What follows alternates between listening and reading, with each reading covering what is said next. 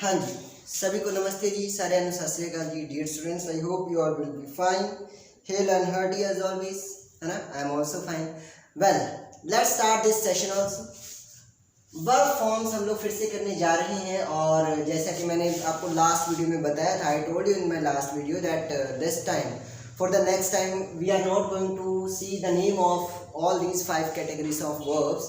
We just see the verb first form, second form, third form, fourth form, fifth form.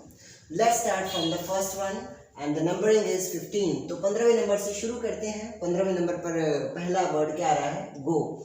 ध्यान देना, इस video में आपको इस तरह के वर्ब मिलेंगे जिनकी सेकंड और थर्ड फॉर्म अलग अलग है। ठीक है, इस तरह के वर्ब मैंने इसमें रखे हैं जिनकी सेकंड और थर्ड फॉर्म अलग अलग है।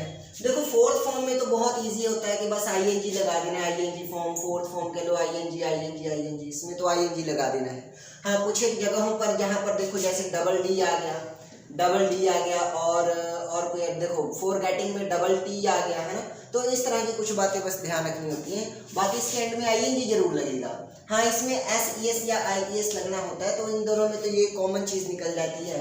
लेकिन सेकंड फॉर्म और थर्ड फॉर्म जहाँ दोनों अलग अलग होंगे, वहाँ किस तरह से इन वर्ब्स को डील करेंगे, ये भी हमारे लिए जानना बहुत ज़रूरी है। आओ शुरू करते हैं। गो का मतलब जाना, सबको पता ही है। Go second form went, third form gone, fourth form going, fifth form goes. तो go, went, gone, going, goes, ये है पांचों फॉर्म। 16 नंबर पे है ईट। ईट मतलब होता है खाना। Eat, ate, ate, eaten, eating, Yeats.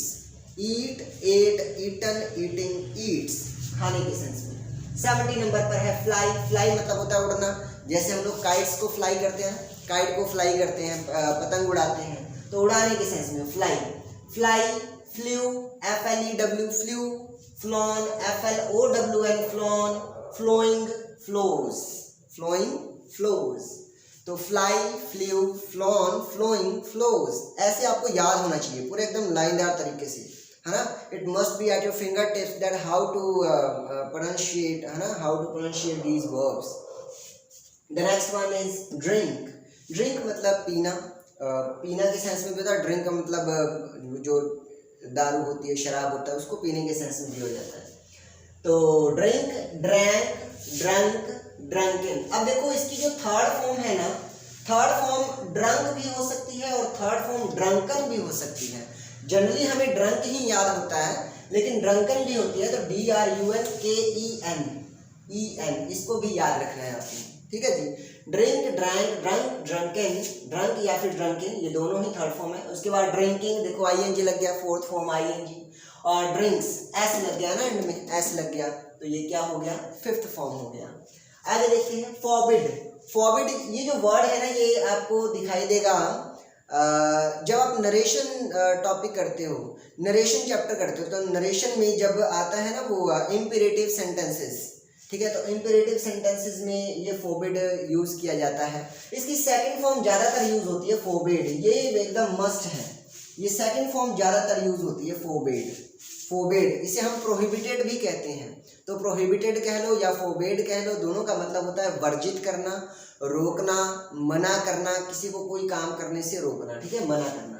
Forbid, forbid, forbidden, double D लग गया, देख लो भाई, ध्यान से देख लो। Forbidden, double D, forbidden, forbidding, double D I N G, forbidding, और फॉरबिड्स, FORBIDS, फॉरबिड्स।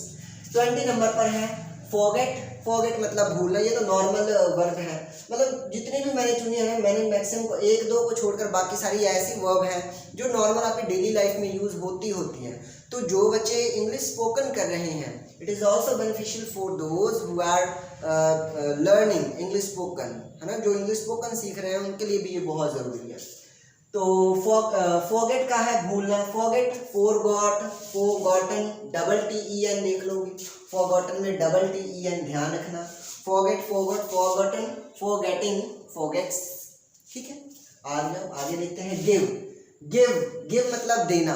तो गिव मतलब देना। Give, gave, given, giving, gives, GIVES, gives लगा हुआ है, एस लग गया।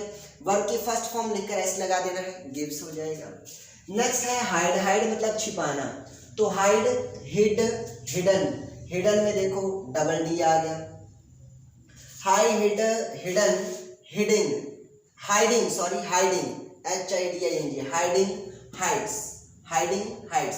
अब हिडन में तो डबल डी था, लेकिन हाइडिंग में देखो सिंगल डी लगा हुआ है, हाइडिंग में सिंगल डी लगा हुआ है, hiding, hides. Know, knew, known, know का मतलब होता है जानना, किसी को जानना है, तो know, knew, known, knowing, knows, S लग गया, नोज, फिफ्थ फॉर्म बन गई, नोज। राइड, राइड मतलब सवारी करना, किसी गाड़ी की सवारी कर रहे हो, किसी जानवर की सवारी कर रहे हो, तो सवारी करने के सेंस में यानी कि राइड लग जाता है, तो ride, road, RODE, road, ride, road, ridden, RIDDEN, देख लो डबल डी लग गया, यानी कि रिपीटेशन हो गई एक वर्ड की, एक लेटर की, तो रिडन, राइडिंग, राइड्स। ठीक है जी, तो अब मैं थोड़ा सा साइड हो जाता हूँ, और अगर आप इसका स्क्रीनशॉट लेना चाहें तो स्क्रीनशॉट ले सकते हैं।